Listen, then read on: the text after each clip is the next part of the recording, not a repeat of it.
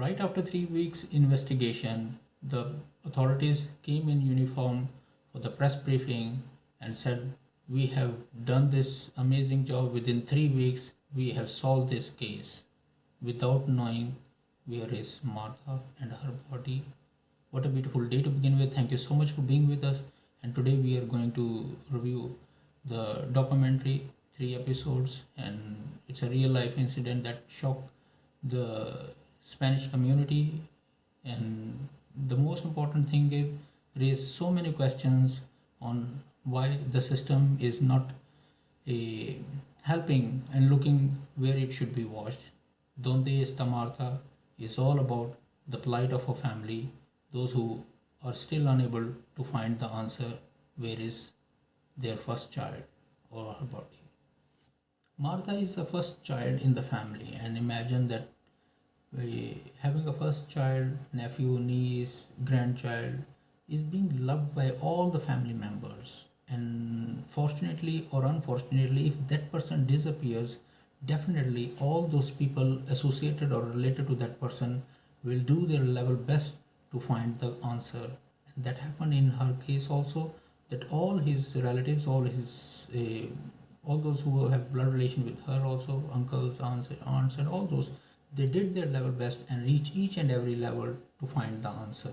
And that's why they have put every person in the ring, especially the politicians, the cops and legislative and everyone, so that they will do their level best to find where is Martha. But unfortunately, what was expected from the authorities was never done. That's why in this documentary they didn't wanted to join or to be the part of it, because they knew where they had made a mistake. So let's begin what the story is all about and what we can gain or treasure from it, that how we can learn life lessons from it. The first thing that I really think that we really need to understand is knowing our values, and more important, I know that this Spanish or Latin culture, they are very bounded, like they are very joint, means all these relatives, brothers, sisters or siblings, they are very interconnected. They don't set anyone free, because they really wanted to keep in communication with each other to find out what's happening in their life, and that's in this also. And the important thing is also, you should know that your life is associated with others also. You cannot just be carefree and do whatever you want. But in her case, she has a boyfriend. His name is Miguel Cacano, a different soul, totally opposite than her. And you have to understand that their relationship was very toxic, because he was more toxic masculine, that he really wanted to dominate in this relationship, wanted to just keep her in control. She found out this and she wanted to mend her ways, and that was her mistake. Because when you are having a relationship with this kind of person, it's very hard to come out of that trap that is being set up by that person, because it happens sometimes, the people, if their ego is hurt, they could do anything also. For money, they could do anything also. And these are the motives that one should really understand from the beginning when the investigation was being started.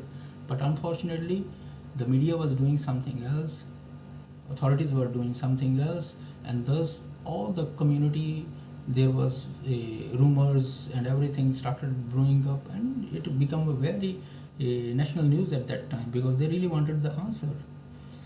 So Miguel Carcano has two friends, Samuel, and the another was El Cuco.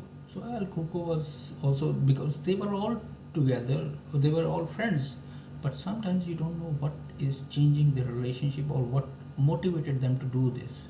And sometimes if the friends are like this, they wanted to keep their secret between their group. And thus come another element from Miguel Carcano family, his elder brother or brother from another mother or other family, Javier Delgado. Javier Delgado throughout this documentary has been notorious. He wanted to hide his face. He was the first person who was being detained and set free, because there was no evidence against him. And thus comes the version of all these three friends. Samuel has his own version.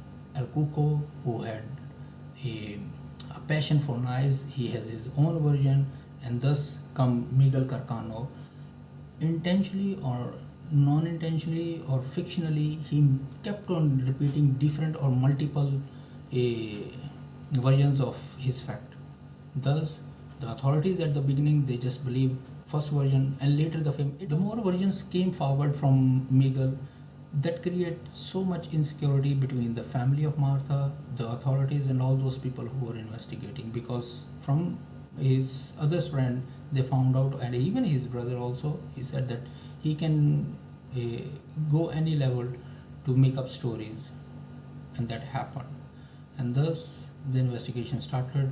How they found out the clothes, and especially the most important thing is you have to find out in this stories the details that they really wanted to show from the beginning, the wheelchair and clothes and all these things. And especially Javier, because his family is totally, because they didn't show who is his where he was during that time, his ex-wife, his daughter, and thus his girlfriend. His girlfriend from was a very reputable family, that's why he was having an edge of that one.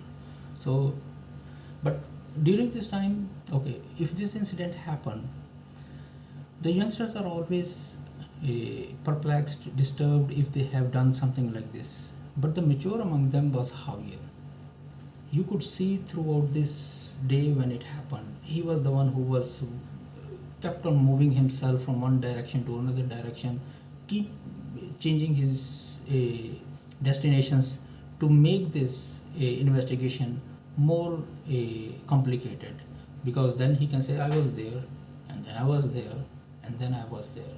But once they find out that what was his motive, because everything was being organized very well by the media, but the authorities were very quick to make the decision without having any concrete evidence.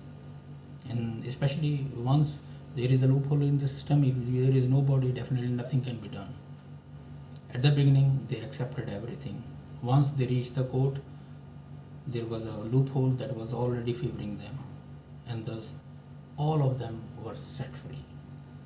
So there are plenty of things you will really understand, but overall I think that how, especially the chart that has been designed, the mapping that was done by the media, it was very amazing, and they have done everything. What are the timeline they have taught and told, and what are the things they have told to the media and in during interrogation, because every morning there were programs and all these people, they kept on discussing it. So the more information came, they compiled very well, and the chart was there. But the mistake that they made it was about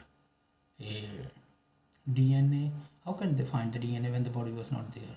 Okay, but another thing also, they should have gone to that Leon 13, that place. Throughout this series you could see this place is becoming notorious, and all the media and everyone is going there. While these things were happening, the investigative journalists should play their vital role to do their level best to find the answer on their parallel study or investigation, so that they know that all these things they have already summed up. Because it's okay, they cannot be too professional to escape through by doing all this, while the other family from Martha family, they had so many links, especially hundreds of paramilitary were there also to find out her body, and dogs were there also, helicopters were there, and nothing was done. The late they started, it was very hard for them to find out where she could be. So that was one of their mistake also. And overall I think the thing that shown at the very end is all about geofencing, and about tracing how, where the SMS and all these phones were doing and were happening, where they made a call, even her phone was there, what happened. And that was the very good thing that the media also saw, that right after 8 p.m. or something like this, her phone 1, 2 and 3 off. Thus they found out that what really happened at that time. So if the authorities could be very faster at that time. They could have sum up everything very immediately, but overall, no need to say further. I hope you have your own theory, but all the arrows are pointing towards Javier Delgado. I hope you will enjoy this. Good to watch, but sorry for the family that they were unable to find the answer. And the more the delay, the more it is disastrous for the investigation. So let's move. We have watched Yara from Italy, then we watched this one, Marta from Spain, and the next one will be Sweden. Thank you so much. Have a blessed week. Take care of your loved ones. Stay safe. Peace. And always remember one thing also. Stay in contact with each one of your family members. And always, especially when in any relationship there is a confusion, you should always talk to someone, seek help, advice, and never step foot into the den, because sometimes you cannot come out of it. And that happened in Martha's case. She was unable to come back, and after that their parents suffer the most. Take care of your loved ones. Stay safe. We have talked too much. Thank you. If you have any recommendations, please. Disclaimer, this is only for information purpose, and most important thing is that we really need to learn that these kind of situations how to avoid. And the most important thing is always be a mentalist and find out what the details are. Step back, think politely, and thus make a decision, and don't jump into conclusions. So sometimes doing this, you will end up doing something that is that cannot be undone. Bye bye. Take care of your loved ones. Stay safe.